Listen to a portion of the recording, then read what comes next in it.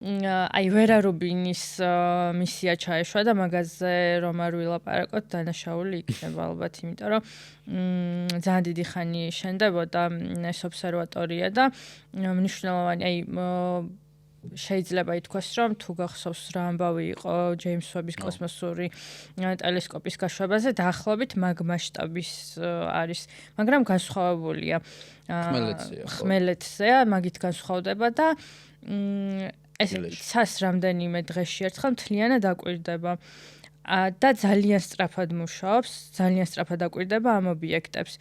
რამდენჯერმე ხვდება ეს ობიექტები, galaktikები იქნება, ასტეროიდები იქნება თუ არ აქვს მნიშვნელობა ვარსკვლავები, რაც ნიშნავს, რომ აი ცვალებადობას ეგრევე აფიქსირებს. ძალიან დიდ მონაცემებს გვაძლევს მაგ კუთხით.